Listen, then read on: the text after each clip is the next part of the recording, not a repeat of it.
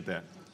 I'm very, very concerned on where this all is going to lead. So I want to take a little bit of a 30,000-foot view, if we might. The DOL regulation of a couple of years ago in 2015 is going to expand the universe of activities that trigger the fiduciary rule. Primarily what we're talking about are retirement service providers in this particular case. So if you're on an asset-based structure, that might be problematic. Obviously, commission per transaction would be problematic. But there's sort of an elephant in the living room here that I want to get to, Secretary Campbell, and that is, if we're going to go after pay for performance with retirement advisors, why would we stop there?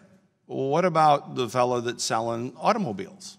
Or I was in broadcasting for a number of years, and we sold radio ads, and they got paid on commission.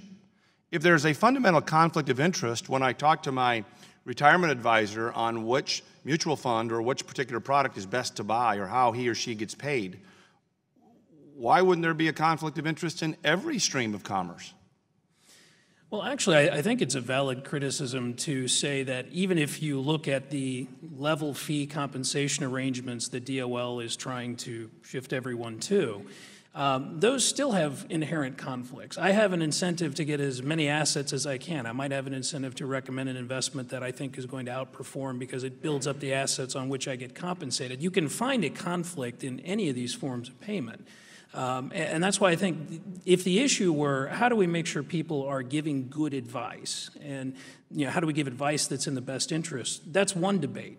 This rule isn't really about that. This rule, as you point out, is about how do you get paid, and being paid is a proxy for whether your advice is good or not. And someone said earlier, well, they're doing it because they're doing it for pay. I think it was a relatively obscure commentator and economist now named Adam Smith that said it wasn't for the benevolence of the butcher that the product was brought to market. It was in regard to his or her own interest. That's the nature of our legal system.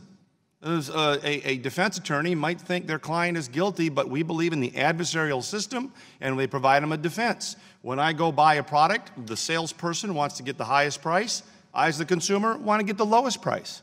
I'm a competent consumer. I understand that. And that's why the vast majority of small IRA investors end up opting for commission-based service. So I'm a little, as you can tell, a little concerned about where this is going to end and this fundamental assumption that most consumers are just plain inept. Mr. Sosa, on this electronic delivery for disclosures, what are the costs associated with having to fill my mailbox all the time?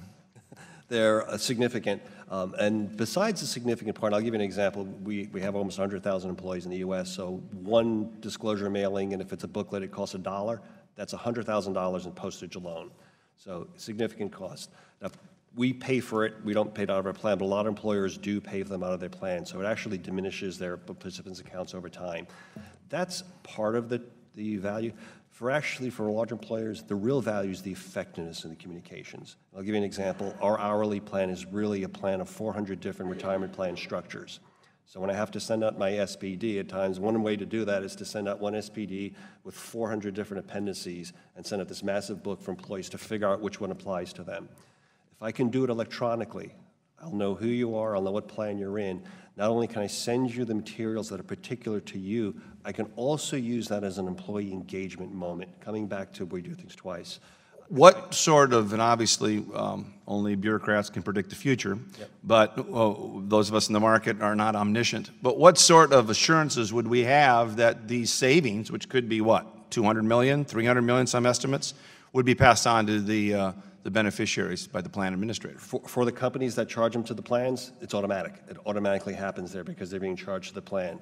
For employers like PepsiCo that pay for them out, we all work through budgets, and that's my communications budget.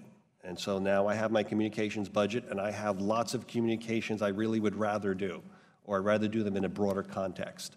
I'd love to send out their plan SPD and actually have information to say, by the way, you're not participating in the plan, you're not maximizing the match, you've had significant loan deferrals. I can now point you to other resources that we employers offer. I can bring you right to the plan to encourage savings.